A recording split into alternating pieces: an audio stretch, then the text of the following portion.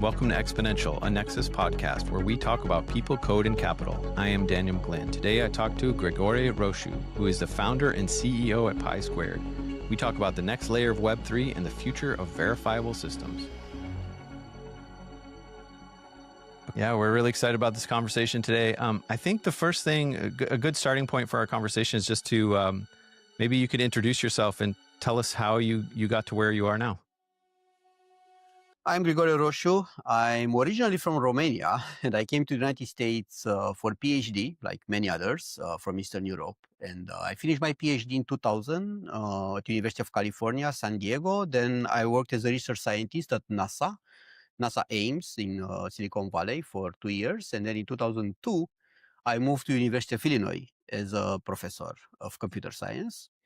And in 2010, I founded my first company, Runtime Verification. And in 2024, 1 year ago, I founded Pi Squared. And this is how we got here. Wow. So how did you initially, what was the first draw to computer science? And then maybe how did that work? How did you also get attracted to sort of the concept of verification?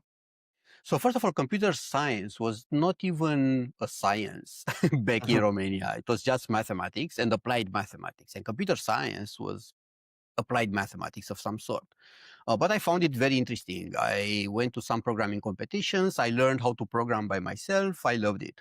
And then I got a chance to come to the United States to do my PhD with a very famous professor in mathematics and a field that we call formal methods and formal verification. And then I learned that that was not pure mathematics. It was actually called computer science or part of computer science. Yeah. And that's how I ended up doing computer science, coming from mathematics and looking for something interesting to apply mathematical logic and reasoning to. Right.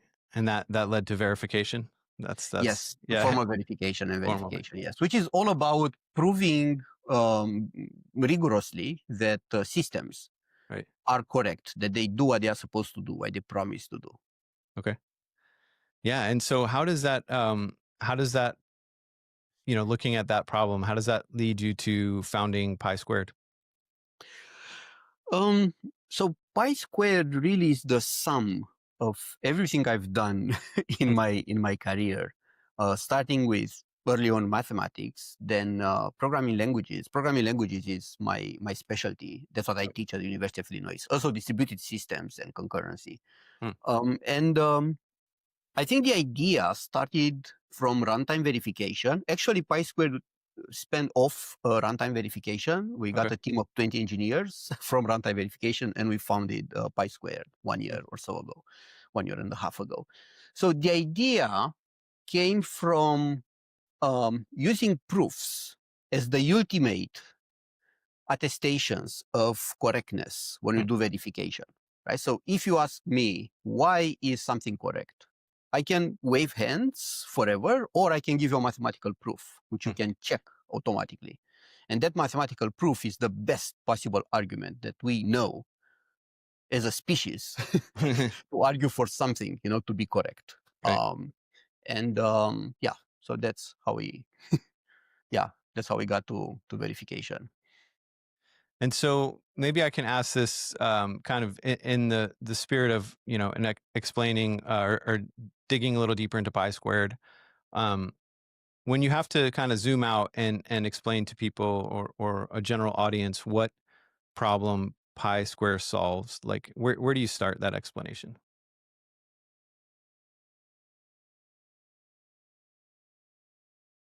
So there are different levels of approaching the problem that we have in Web3 today. There are several limitations. One of the most obvious limitation is scalability, right? So blockchains are slow. Decentralization comes at a cost in performance. So with Pi Squared, we address this problem first of scalability. We have a weak consensus protocol that makes things super fast, Web 2 level fast. Imagine almost like real-time settlement, real-time performance in Web 3. You have the same experience when you do transfers or trades in Web3 using the pi squared stack as you have in Web2. Okay. Like you go in an exchange and you do a trade there, you see instantaneous results. Same with the pi squared stack. So that's one dimension, performance. Another one is universality with respect to programming languages. If you look at many blockchains, they have a hardwired programming language or computational model. Could be a virtual machine or a programming language. And you don't see that in the world of Web2. When you go and buy a computer, you go and buy a computer. You don't go and buy a Python computer or a Right. Java computer. That would be Yeah. ridiculous, right? You buy a computer and then you can run any programming languages you want on that computer.